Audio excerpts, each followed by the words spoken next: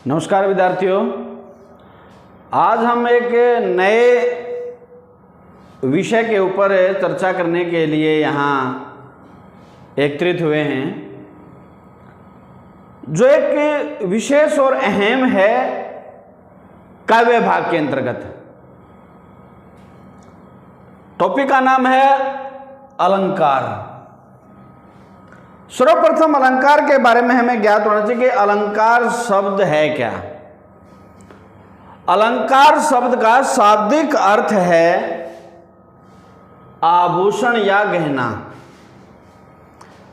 जब यह प्रश्न आता है कि आभूषण और गहना जो शब्द आता है, तो स्वाभाविक है मन में एक प्रश्न जरूर उठता है कि आभूषण मतलब जो वस्तुएं, जो आभूषण, जो चीजें श्रृंगार के रूप में प्रयोग होती हैं वो आभूषण कहलाते हैं, जिनको पहन करके इंसान सुंदर लगे।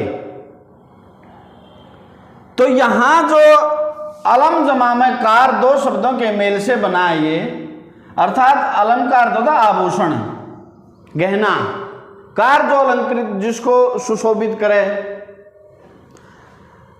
अर्थात जिस प्रकार से एक नारी की शोभा बढ़ाने के लिए, स्त्री की शोभा बढ़ाने के लिए आभूषणों या गहनों का प्रयोग होता है, उसी प्रकार से काव्य की सुंदरता या शोभा बढ़ाने के लिए अलंकारों का प्रयोग होता है।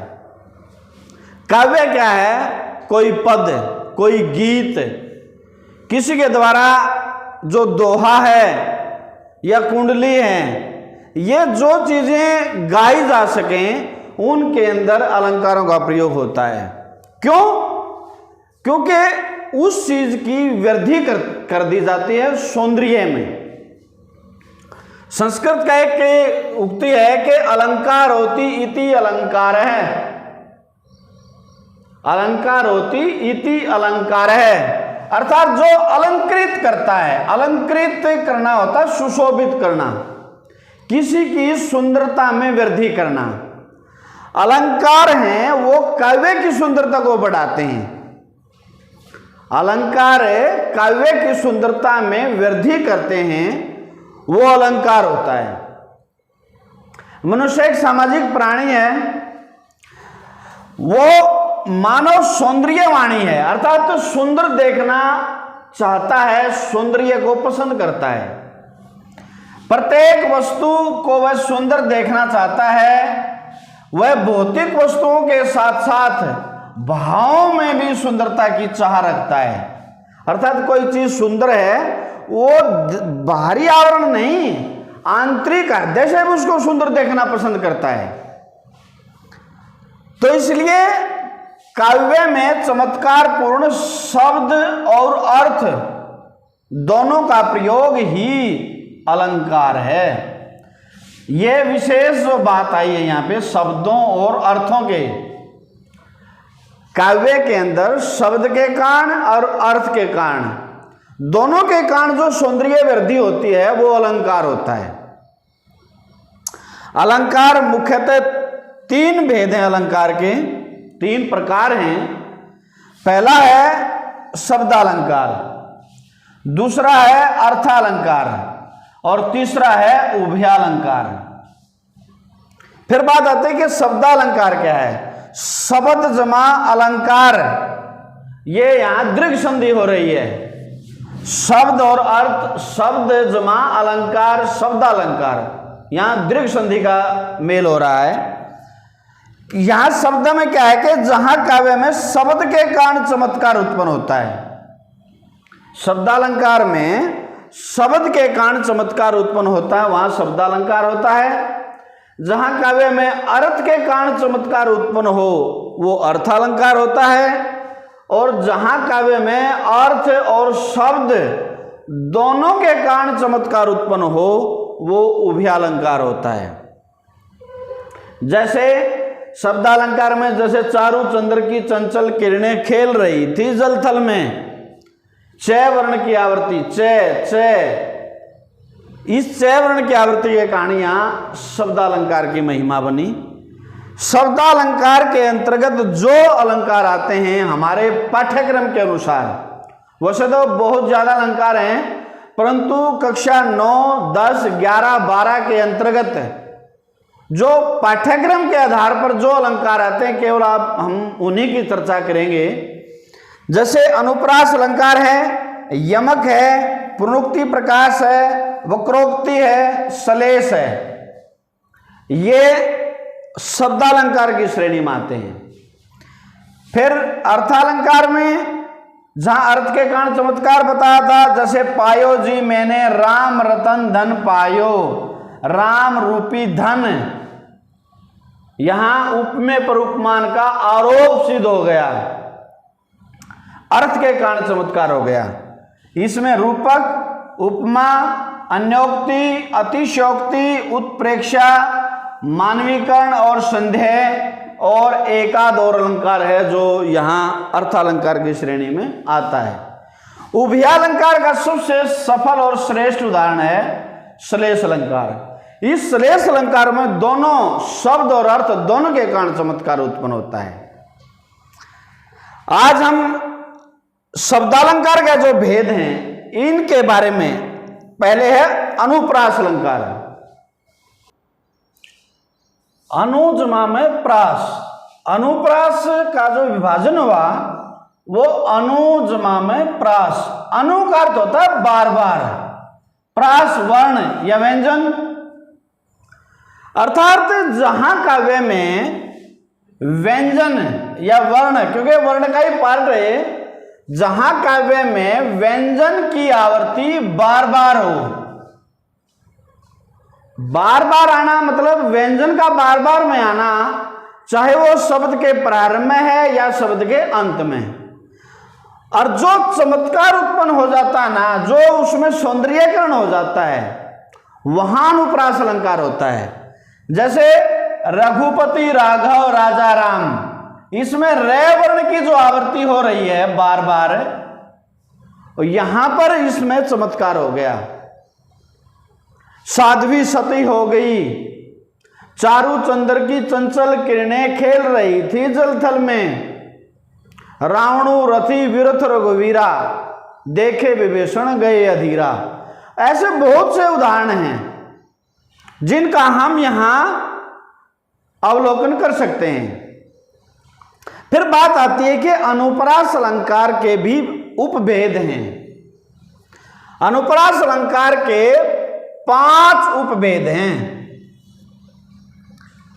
5 उपभेदों में सर्वप्रथम है छेकानुप्रास। इनकी अलग अलग महिमा है। जैसे अनुप्रास तो हो गया, इसमें व्यंजन वर्णों की आवृत्ति बार बार हो, परंतु यहां भी थोड़ा सा फर्क आ गया इसमें। जैसे छेकानुप्रास में जो बात कही है कि जहां अनेक व्यंजनों की आवृत्ति बार बार हो, एक नहीं अनेक व्यंजनों की आवृत्ति जहां बार बार होती है वहां पर छेकानुप्रास होता है। जैसे सत्य स्नेह शील सागर, इसमें स वर्ण की आवृत्ति भी साथ में होगी, और तन मन गई न धन के, इसमें न वर्ण की आवृत्ति होगी। तो वहां एक से अधिक व्यंजनों की आवृत्ति जब बार बार होती है तो वहां छेकानुप्रास होता है। दूसरा है वृत्तानुप्रास, जहां जब काव्य में एक व्यंजन की आवृत्ति बार बार हो, एक व्यंजन की आवृत्ति, एक से इसमें था अनेक की, इसमें अनेक की थी, इसमें केवल एक की है। जैसे चामर सी, चंदन सी, चंद सी, चांदनी चमेली, चारू चंदर सुधार है, इसमें केवल च वर्ण की आवृत्ति हो रही है। तीसरा है लाटानुप्रास। लाटानुप्रास में क्या है, थोड़ा सा इनसे थोड़ा सा भिन्न हो गया कि जहां समानार्थक शब्दों की आवृत्ति हो, समानार्थक शब्द जहां एक दूसरे के मिले हुए प्रतीत होते हैं, परंतु जब अर्थ निकलता है ना तो उनमें एकदम दिन रात का अंतर नजर आता है। वैसे तो समानार्थक शब्द एक दूसरे के दिखाई देते हैं मिलते हुए, बस एक जैसे लग रहे हैं, परंतु जब उनका अर्थ के बारे में बात आती है, अर्थ निकलता है, तो वो दिन रात का भेद प्रतीत होता है, अंतर प्रतीत होता है। जैसे प्राधीन जो नर नहीं, प्राधीन जो नर नहीं, स्वर्ग नरकता हेतु। सामान्य सा लग रहा है, परंतु अगली पंक्ति में देखिए, नो कहे प्राधीन जो नर नहीं स्वर्ग नरकता हेतु। और प्राधीन जो नर, यहां अल्पविराम चिन्ह का प्रयोग आने से इसका भाव ही बदल गया। प्राधीन जो नर नहीं स्वर्ग नरकता हेतु, अर्थात जो लोग गुलाम है, प्राधीन किसी के अधीन है, उसने कहां स्वर्ग मिलता है। तो यहां दोनों का भाव ही एक जैसे लग रहे हैं, परंतु यहां विराम चिन्ह आने से इसका अर्थ ही परिवर्तन हो गया। यह है समानार्थक लगने पर अर्थ में भिन्नता। वीरतानुप्रास, श्रेयतानुप्रास। श्रेयतानुप्रास में क्या है कि जहां पर कानों को मधुर लगने वाले वर्णों की आवृत्ति होती है, जो कर्णप्रिय हों, जो सुनने में अच्छे लगें, उनकी जहां आवृत्ति होती है वहां पर होता है श्रेयतानुप्रास। जैसे दिनांत था, थे दीनानाथ डूबते, और सुधेनु आते ग्रह गवाल बाल थे। तो यहां दिनांत था, थे दीनानाथ डूबते, और सैधेनु आते ग्रह और बाल गवाल थे। ये मतलब कहने का भाव है, जब गीत तो बहुत से हैं, परंतु सभी गीतों को कर्णप्रिय नहीं कहा जा सकता। जो सुनने में अच्छा लगे, जिनको सुनकर आनंद लगे, वो आते हैं श्रेतानुप्रास की श्रेणी में। अंतिम इसका है अंत्यानुप्रास। अंत्यानुप्रास में क्या है कि जहां काव्य में पद के प्रत्येक चरण के अंत में तुकबंदी मिलती हो। तुकबंदी क्या होती है कि उनको मिलाने के लिए जो प्रथम पंक्ति में अंत का जो वर्ण होता है, वही वर्ण दूसरी पंक्ति में आ जाए, उसको बोलते हैं तुकबंदी। जैसे कहा इसमें लगा है, लगा दी किसने आकर आग, लगा दी किसने आकर आग, और कहाँ था तू संशय के नाग। यहां दोनों में आग नाग, इन दोनों में तुकबंदी होगी, जहां आकर के यहां पर अंत्यानुप्रास की प्रधानता बनती। दूसरा है यमक। यह शब्दालंकार का एक दूसरा भेद है अनुप्रास से अगला। तो यमक अर्थात यम माने होता जोड़ा, दो शब्दों का जोड़ा। जहां काव्य में एक शब्द एक से अधिक बार आए और अर्थ है वो भिन्न भिन्न प्रकट करे, अर्थात एक शब्द एक से अधिक बार आए और अर्थ है वो भिन्न भिन्न प्रकट करता है, अर्थात भिन्नार्थक शब्द, भिन्नार्थक शब्दों का इसमें प्रयोग होता है। शब्द एक अर्थ भिन्न भिन्न प्रकट करता है, तो वहां पर होता है यमक अलंकार की प्रधानता होती है।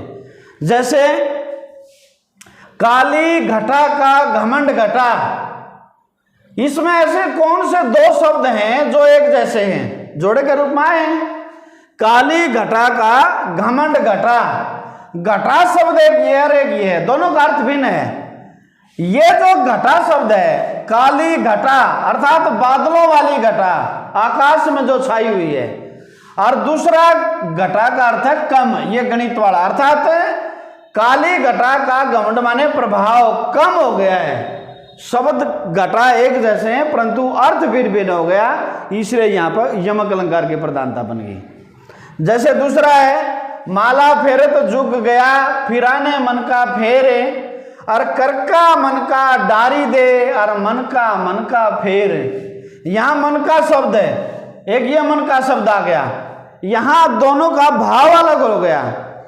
क्या कहे माला फेर जुग भया, फिराने मन का फेर, मन का फेर का मतलब हृदय का, एक अर्थ क्या हो गया इसका, दिल का या हृदय का, और दूसरा कर का मन का डारी दे, और मन का फेर, मन का मतलब माला का मनिया दाना, जिसको माला फेरते हैं वो, अर्थात तू सब भ्रमों को, सबको, अहंकार को त्याग करे, मन से स्मरण करे, अर्थात तेरे हृदय में किसी प्रकार का कोई कपट है उसका त्याग कर दे, तो वो है मन का। अगला का उदाहरण है, जैसे 3 बेर खाती थी 3 बेर खाती है, 3 बेर खाती, इसमें क्या शब्द है? बेर, बेर। 3 बेर खाती थी 3 बेर खाती है, 3 बेर का मतलब 3 बार में, समय 3 बार खाती है समय के बारे में, और 3 बेर खाती है, बेर मतलब फल है, एक है, तो दोनों जोड़े के रूप में हो गए। फिर है एक ये अक्सर चला हुआ है कि तेनू सूट सूट करदा, तेनू सूट सूट करदा, ये पंजाबी की एक गीत है, उसकी पंक्ति है, तेनू सूट सूट। सूट एक तो है जो कपड़ा वस्त्र जो पहनते हैं, पहनावा है, एक सूट परिधान है, और एक सूट हो गया जचदा, अर्थात तने भाता है, अच्छा लगता है, अर्थात तेरे को जो सूट है यो जो पहना हुआ है वो अच्छा लगता है, जच रहा है तेरे, तो यहां भी जोड़े के रूप में हो गया। रत्ती रत्ती शोभा सब रत्ती के शरीर की, यहां रत्ती एक तो ये हो गया, एक रत्ती ये हो गया, तो ये इसका भी अर्थ क्या है? ये राधा सौंदर्य कविता से ले गई है कि राधा ने अपनी सुंदरता को बढ़ाने के लिए संसार भर की जितनी भी वस्तुएं थी उनकी सुंदरता को चुरा लिया था, तो इन्होंने कहा रत्ती रत्ती शोभा सब रत्ती के शरीर की। नो कहे यो रत्ती है मापक विधि, जो प्राचीन समय में जो हमारे बुजुर्ग थे, जब तक ये ग्राम किलोग्राम नहीं आए थे उस समय मापा करते थे, छटाक शेर जरा रत्ती भर, रत्ती भर मतलब जरासी, यह मापक का तुला है जरासी, और यह रत्ती है कामदेव की पत्नी का नाम, अर्थात जरासी सुंदरता उसने कामदेव की पत्नी के शरीर से चुरा ली है। तो यहां यह यमक अलंकार का दूसरा भेद है वो पूर्ण होता है। अगला जो भेद होगा अगली वीडियो में हम आपके समक्ष आएंगे, शब्द के जो अन्य जो शब्दालंकार के जो अगले भेद हैं उनके साथ में वीडियो पार्ट 2 के नाम से वो बनाएंगे। तब तक आप जो ये किया गया है इसको आप सुनिए, समझिए, शेयर और सब्सक्राइब कीजिए। धन्यवाद।